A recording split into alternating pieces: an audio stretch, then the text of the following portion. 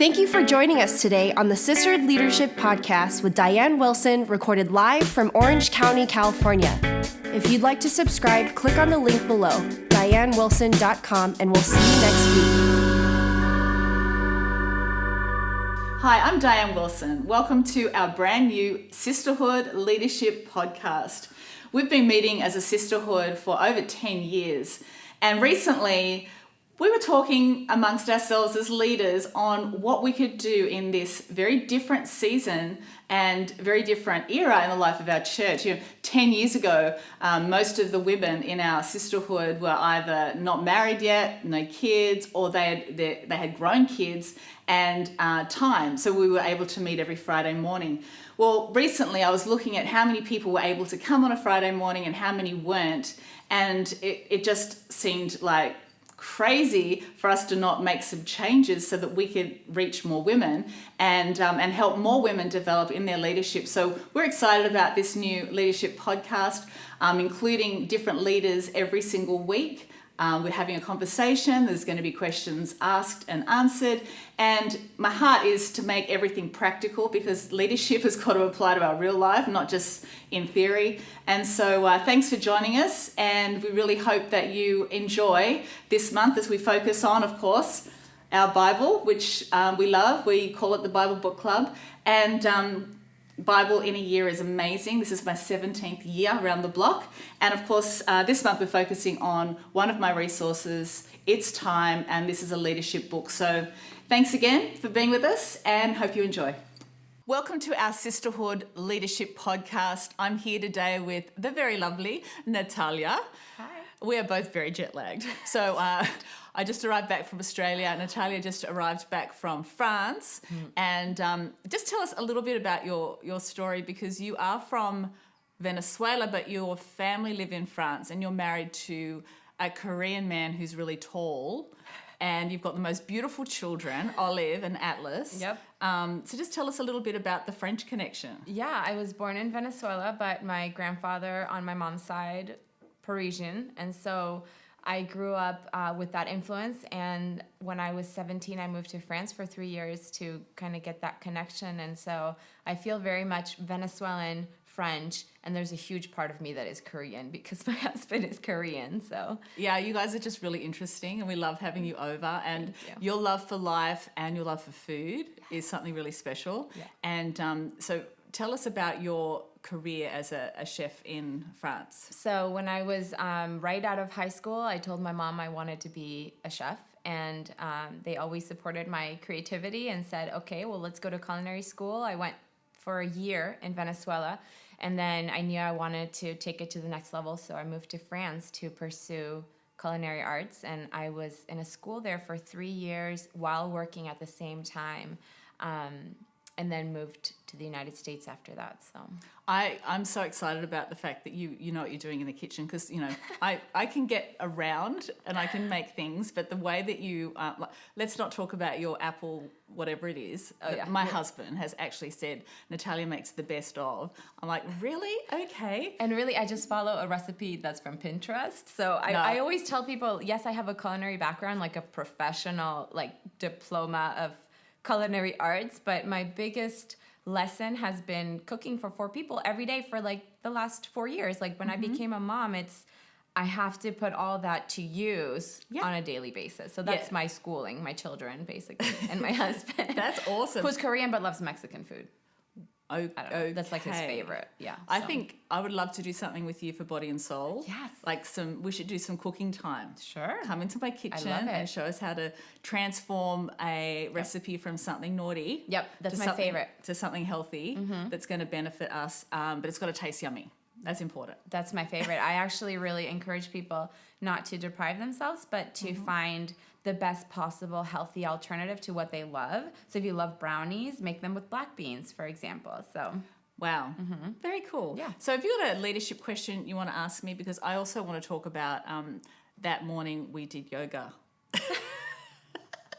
That I ended up in the ER the next day. Do you want to talk about that first, or do you want to talk about what I thought was our topic for today? Which one do you want? Oh, let's just talk about ER, because it was actually quite funny. So Natalia has been helping me come up with some new ideas on how my body and soul journey could be changed up, because change is a really essential thing.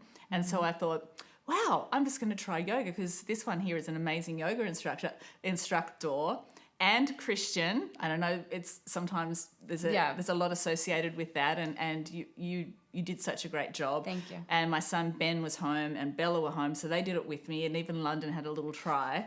But I fully threw my neck out and it gave me acute vertigo, and so I ended up in the ER. Doctor thought it might have been what do you call it, meningitis. Oh, gosh. And it was vertigo, and I'm like, oh, but they treated it, and I've had vertigo on and off for years, and finally finding out that there is a treatment for it, I was so excited. That's so all that to wonderful. say, I thank God for yoga, because I would not have found out how to treat vertigo. And we said like that it's a blessing that you found out that you were having this problem through something gentle, you know, versus like maybe you were doing some more impactful activity and actually could have hurt yourself. So, but yeah, yoga, it has been an incredible tool for my life, and I take it very much as a workout type practice, not as a spiritual practice per se, because I know some people take it very, very deep and very seriously in that way. And as an exercise, as a form of movement, it's a way of expressing yourself artistically, but also really like unlocking some knots that you may have in your body, and it's very powerful. Yeah, I just went a little bit too far, but never mind. So I love watching videos of you when you're doing yoga and your kids are like going in and out.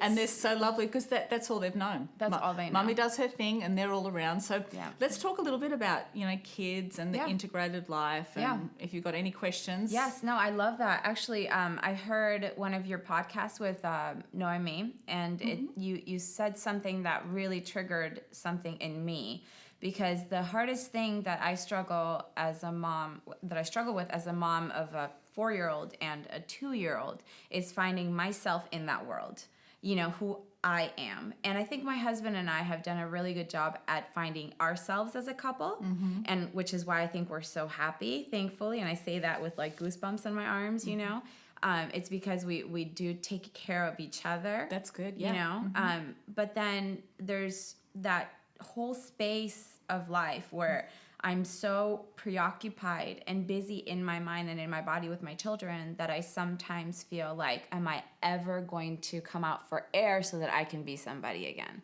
And then you said something I don't know if you want to say it, what you said, but you said that mommy needs to have something already going on, a purpose, right, before your children leave the nest. So now I'm fast forwarding like 15, 20 years, but it meant something for me.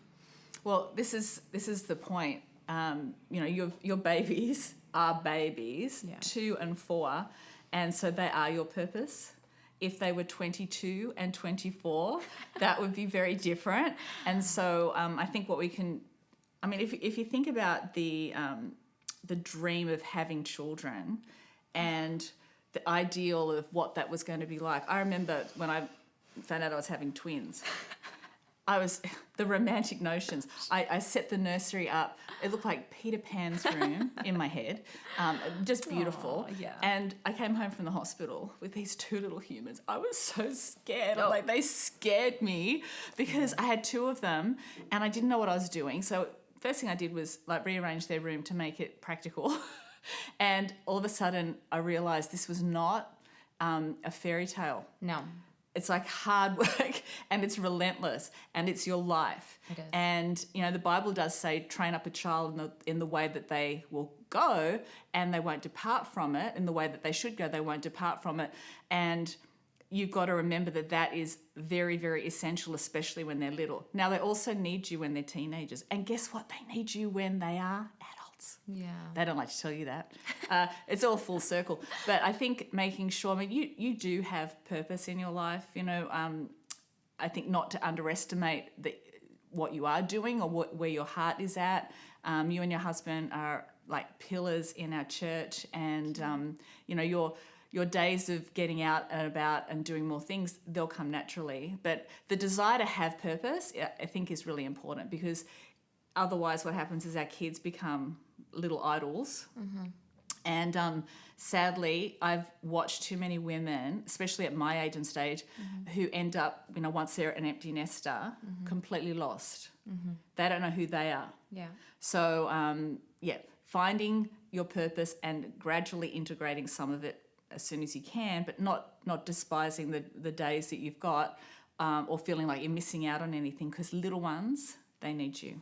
And I go back and forth because at my core, I'm very ambitious, and I think it comes from my upbringing, because my parents were both really into and passionate about what they did for work. So much so that there's almost a little bit of resentment there for not having always been around with us. You know what I mean? So I battle with this incredible amount of ambition to want to be somebody, to want to put out all of my passion and creativity out there into something tangible, to help others, because I really do love to serve, like at my core. And then also when I do spend focused time on my kids, or I just spend like 3 days in a row where I'm just putting everything aside and just focusing on them, I feel the happiest. Right. It's the pull that makes us unhappy. It's the pull. The pull. That's right. It's like the guilt train versus the grace train, and we've got to stay. Oh, lost my bracelet. Oh, it's over there. It's okay. I'll pick it up later. So I didn't want to do a dive. Yeah. I think, staying on the grace train. My mum was a stay-at-home mum, and so was my grandma. So I was raised with the two of them. My grandma lived with us. Wow. I was raised with the two of them. I never, ever had a babysitter. I was not babysat by anyone my entire life. I wish I was, because it sounded like fun. It looked like fun on the TV, like some young person would come in and play with you. And not once, not one time, which was really interesting. I didn't know any different. That was the way I was raised. But I appreciate enormously their choice to do that. My mum and dad also, they worked together on projects, renovating houses, and my mum would clean houses with my dad, but she was always home when we were home. Yeah. And so I wasn't the latchkey kid. Now, I'm very different because I'm both. And I'm very fortunate to be able to work from home. And so each one of my books, and I've written like over 10 books now. When I say over, I can't count. It's like 11. I should be able to, there's a number, right? I think it's 11 and one on the way.